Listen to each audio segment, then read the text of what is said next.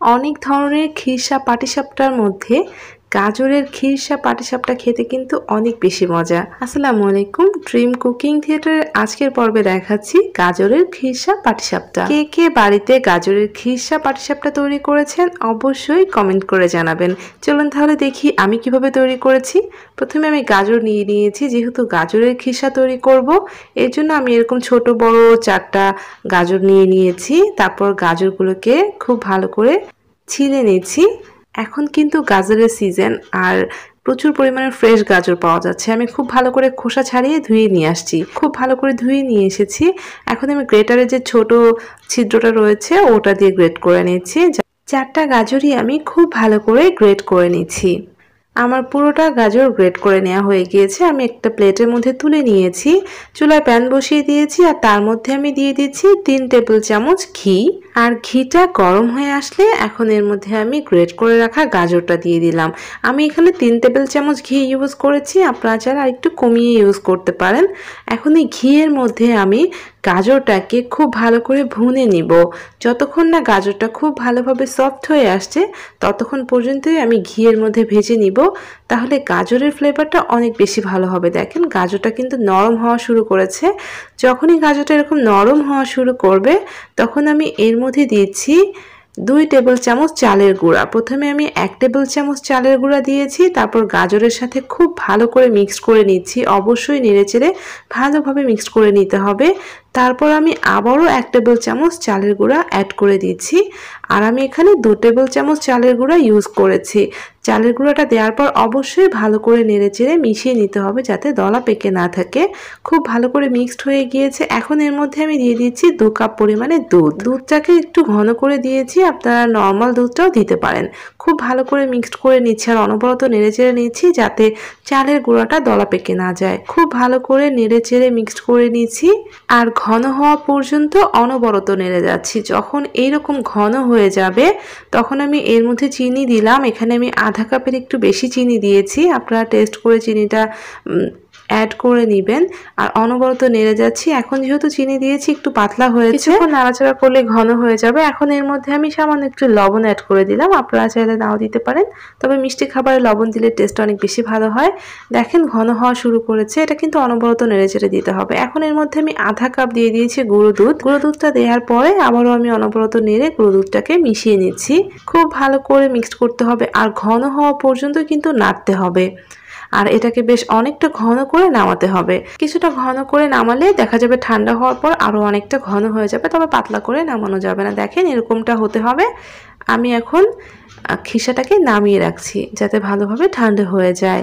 এদিকে একটা বাটির মধ্যে আমি নিয়ে নিয়েছি 1 কাপ পরিমাণে চালের গুঁড়া আর দিয়েছি আধা কাপ পরিমাণে ময়দা। ময়দাটা কিন্তু আমি একদম আধা কাপের যে মেজারমেন্ট কাপ রয়েছে এটাতে সমান করে দিয়েছি, একদম ভরে ভরে দিইনি, একদম সমান করে দিয়েছি। তার মধ্যে দিচ্ছি আমি 1 টেবিল চামচ গুঁড়া দুধ আর 1.5 টেবিল চামচ দিয়েছি চিনি। আর এর মধ্যে দিচ্ছি সামান্য একটু লবণ।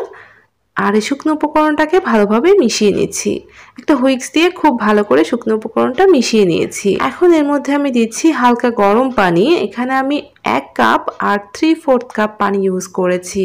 অবশ্যই পানিটা একদম হালকা গরম হতে হবে, খুব বেশি না, হালকা গরম হলে হবে। যেহেতু আমি শুকনো চালের গুঁড়া দিয়ে করছি তাই আমি হালকা গরম করে নিয়েছি। আর যদি ভিজা চাল দিয়ে করেন তাহলে খুব গরম পানি ইউজ না করলেও চলবে। আর আমি এখানে অল্প অল্প করে পানি দিয়ে একটা ব্যাটার তৈরি করছি। এই ব্যাটারটা খুব বেশি পাতলা হবে না, আবার খুব বেশি ঘন হবে না। তবে আমি 1 কাপ চালের গুঁড়া আর আধা কাপ ময়দার জন্য এখানে 1 কাপ পানি আর 3/4 কাপ পানি ইউজ করেছি। আর দেখেন এটা কিন্তু হয়ে গিয়েছে, বেশ একটু পাতলা লাগছে, কিন্তু এটা আমি 30 মিনিটের জন্য ঢেকে রেখে দিব। এরপরে দেখবেন যে এটা অনেকটা ঘন হয়ে গিয়েছে। তো আমি 30 মিনিটের জন্য ঢেকে রেখেছিলাম আর 30 মিনিট পরে আপনাদেরকে ঢাকনাটা খুলে ব্যাটারটা দেখাচ্ছি। দেখেন এখন কিন্তু অনেকটা ঘন হয়ে গিয়েছে, যেহেতু চালটা কিছুটা ভিজে উঠেছে। আধা ঘন্টার মধ্যে 20 থেকে 30 মিনিট রেখে দিলেই দেখবেন যে ব্যাটারটা বেশ ঘন হয়েছে। তাই একটু পাতলা করে গুলে নিয়েছিলাম। আমি 1 কাপ আর 3/4 কাপ পানি ইউজ করেছি, আবারও বলে দিলাম। এখন আমি চুলায় প্যান বসিয়ে দিয়ে সামান্য একটু ঘি দিয়ে ঘিটা একটা টিস্যু পেপার দিয়ে মুছে দিচ্ছি। অবশ্যই তেল কিংবা ঘি ইউজ করতে হবে, ব্রাশ করে দিতে হবে খুব ভালোভাবে যাতে এক্সট্রা তেলটা না থাকে। এরপর আমি 1 স্পুন পরিমাণে ব্যাটার দিয়ে এভাবে আলতো করে একটু ঘুরিয়ে দিচ্ছি। আর চুলা আঁচটা একদম লো থেকে একটু বাড়িয়ে দিয়ে আমি রুটিটা একদম পুরোপুরি সেঁকা হওয়া পর্যন্ত রেখে দিয়েছি, ধরাধরি করিনি। আর যখন দেখবেন যে রুটিটা এভাবে উঠে আসে চতুর্দিক থেকে, তখনই আমি গাজরের যে খিসাটা রেডি করেছিলাম সেটা দিলাম। দেখেন ঠান্ডা হওয়ার পর কতটা স্টিকি হয়ে গিয়েছে। আর যখন দেখবেন যে রুটিটা এরকম উপর থেকে চতুর্দিক থেকে উঠে আসছে, তখন আলতো করে এরকম স্প্যাচুলা দিয়ে আপনারা ভাঁজ করে নেবেন। আর এটাকে কিন্তু 2-3 মিনিটের মতো প্যানের মধ্যে ভেজে নেবেন, তাহলে দেখবেন যে এর আঠালো ভাবটা থাকবে না। হাত দিলে পিঠার গায়ে যে আঠালো ভাবটা থাকে এটা একেবারেই থাকবে না। সো 2-3 মিনিট এভাবে একটু উল্টে পাল্টে ভেজে দিতে হবে। আর ব্যাটারটাকে একদম পাতলা করলেও কিন্তু পিঠাটা ফেটে যাবে, আবার যদি আপনারা খুব বেশি ভারী করেন তাহলেও কিন্তু পিঠাটা ফেটে যাবে। তাই খুব বেশি পাতলাও না আবার খুব বেশি ভারীও করবেন না। আমি আবারও 1 স্পুন পরিমাণে দিয়ে আলতো করে একটু ঘুরিয়ে দিচ্ছি। আর অবশ্যই চুলার আঁচটাকে একদম লো থেকে একটু সামান্য বাড়িয়ে দিয়ে এই রুটিগুলোকে ভেজে নিতে হবে। আর যখনই দেখবেন যে সাইড থেকে এভাবে উঠে আসছে, তখনই পুর দিয়ে তারপরে ভাঁজ করে নেবেন, তা না হলে কিন্তু ফেটে যাবে বা নিচ থেকে উঠতে চাইবে না। আমি খুব সাবধানে ফোল্ড করে নিচ্ছি, এভাবে হাত দিয়ে আপনারা চাইলে এভাবে একটু ফোল্ড করে নিতে পারেন। তারপর আলতো করে উল্টে সুন্দর একটা ভাঁজ দিয়ে দিতে হবে। নিচের দিকে একটু এরকম লেগে যেতে পারে, তাই অবশ্যই অল্প করে তেল ব্রাশ করে নেবেন। আর এভাবে ভাঁজ করে নিয়ে 2-3 মিনিট ভেজে নেবেন, তাহলে পিঠার যে আঠালো ভাবটা এটা একদমই থাকবে না। আর এমন পারফেক্ট মসৃণ পাটিসাপটা পিঠা বানাতে হলে অবশ্যই ব্যাটারটাকে পারফেক্টভাবে তৈরি করে নিতে হবে। তো আমি সবগুলো এভাবে তৈরি করে নিয়েছি। এই পিঠাগুলো ঠান্ডা হওয়ার পরও একদম ফেটে যাবে না। দেখতে পাচ্ছেন ভিতর থেকে পুরের কালারটা কতটা ভালো লাগছে। তো গাজর যেহেতু অনেক বেশি পাওয়া যাচ্ছে, আপনারা বাড়িতে গাজরের এই পাটিসাপটা পিঠাটা অবশ্যই ট্রাই করবেন। এটা খেতে ভীষণ মজা আর দেখতেও কিন্তু অনেক সুন্দর।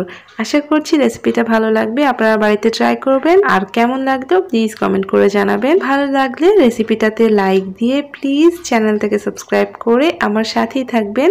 সবাইকে ধন্যবাদ জানিয়ে বিদায় নিচ্ছি। সবাই ভালো থাকবেন। আল্লাহ হাফিজ।